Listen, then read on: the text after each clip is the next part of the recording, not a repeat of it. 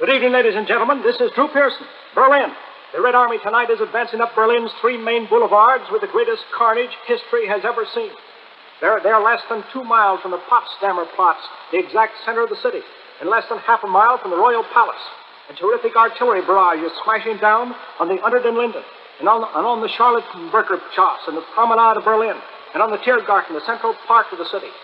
Buildings around the Tiergarten are going up in flames. The city is almost surrounded. Censorship has been abandoned because German officials have fled. Berlin will soon be a ghost city of smoking ruins. Berchtesgaden.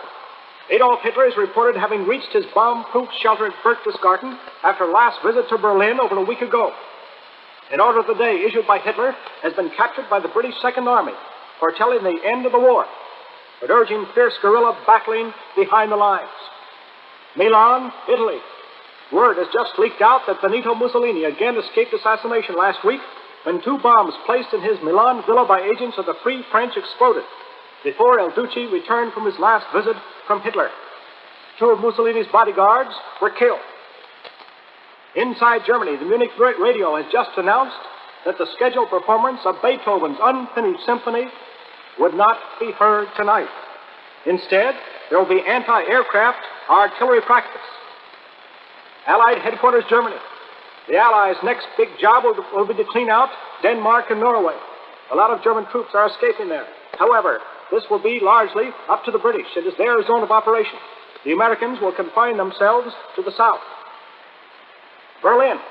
Russian tanks skirting around Berlin to the north are believed finally in contact with the American Ninth Army near the river Elbe today.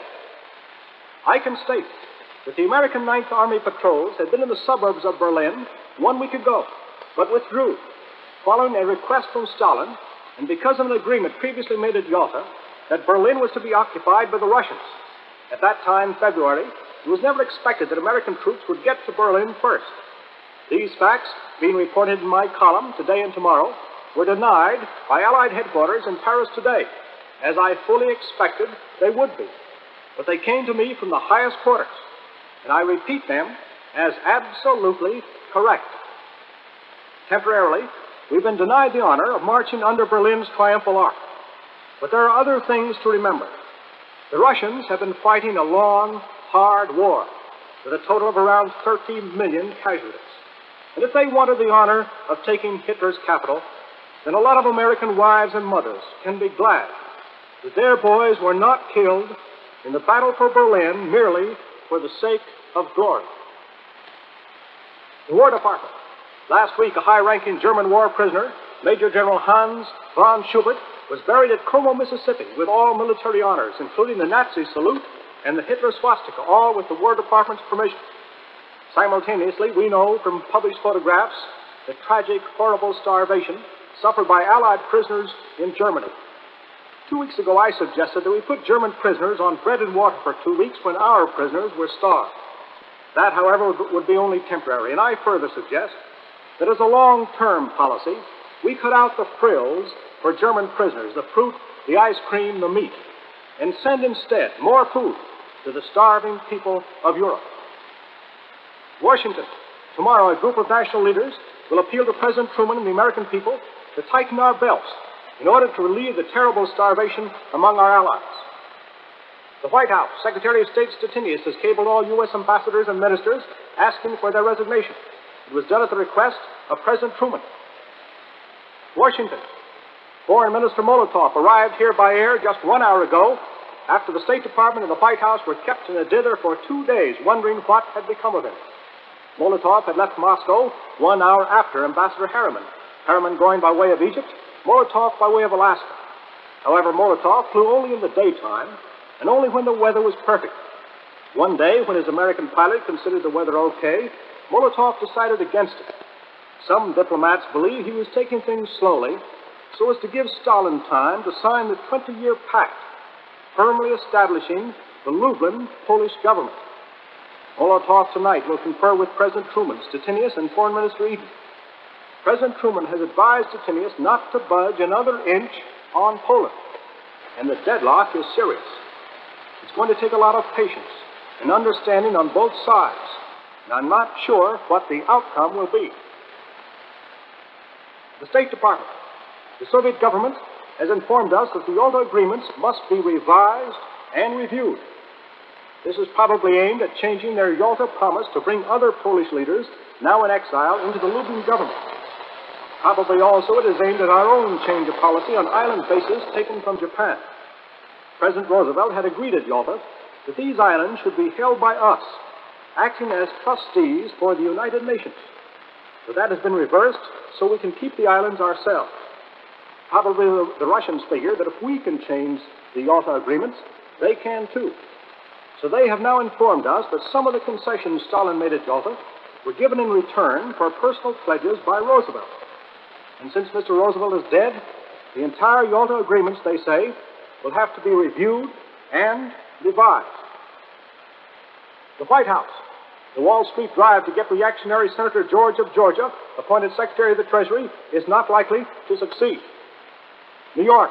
Sidney Hillman, head of the famous Political Action Committee which helped to swing the last election, will soon resign. Chicago. Minority stockholders of Montgomery Ward are collecting proxies to oust Sewell Avery at the Montgomery Ward stockholders meeting in Chicago next week. Now, ladies and gentlemen, last week I suggested that we all hold our fire and give the new president a chance. And during his first week in office, I think he has deserved that chance. I watched him at his first press conference and talked to cabinet members after his first cabinet meeting. In both, he did well. The cabinet meeting lasted 1 hour instead of 2. Cabinet meetings used to be 15 or 20 minutes late. This one started on time. Truman's policies are going to be very similar to Roosevelt's, but with different emphasis. This is the first time in our history of two great international wars that we've had a Midwestern man as president. And his emphasis will be that of a Missouri Valley man, not an Atlantic coaster. Truman's international bargains will be driven just a little tougher. His labor leaning. On the surface, he is something like Calvin Coolidge, but basically a much bigger man. I think I was wrong last week that Jimmy Burns might go to San Francisco as a troubleshooter. Burns crowded the new president just a little too much, was a little too eager. And Harry Truman wants to play his own score on the world's greatest international grand piano. And on the whole, I think he's made a good beginning. And now, just a minute, I'll be back with tonight's predictions of things to come. Prediction number 1, war veterans. Last fall, Bernard Baruch recommended that the handling of war veterans be placed under General Frank Hines and the Veterans Administration. However, the Veterans Administration is an old-fashioned bureau created to handle problems of the last war, such as insurance, bonuses, and pensions.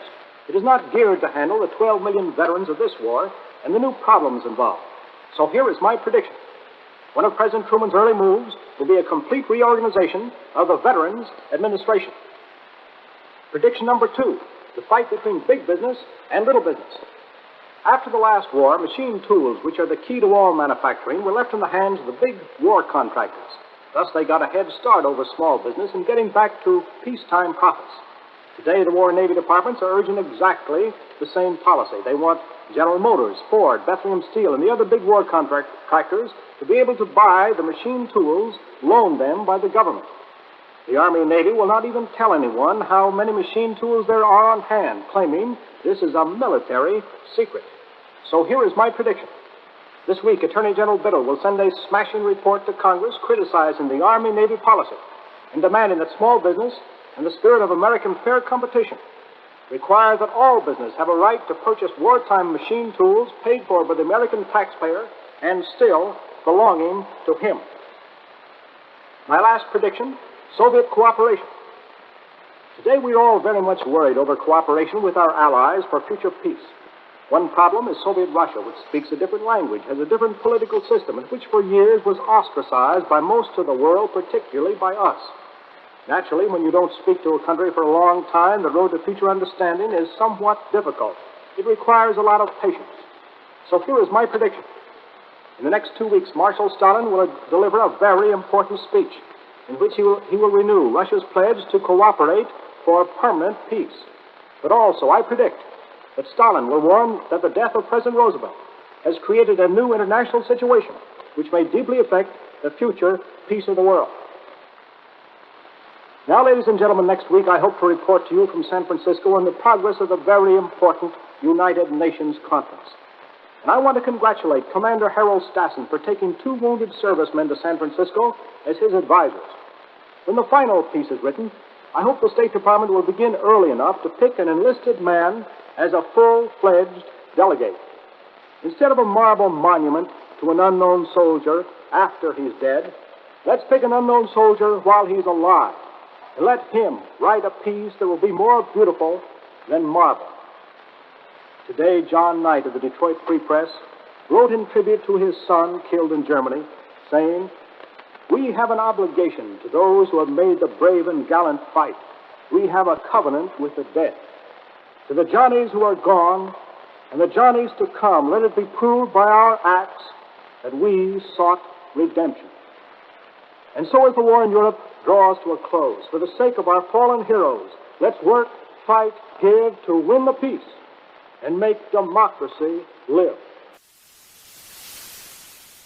Check out my other videos and subscribe, and let me know what you think of this video.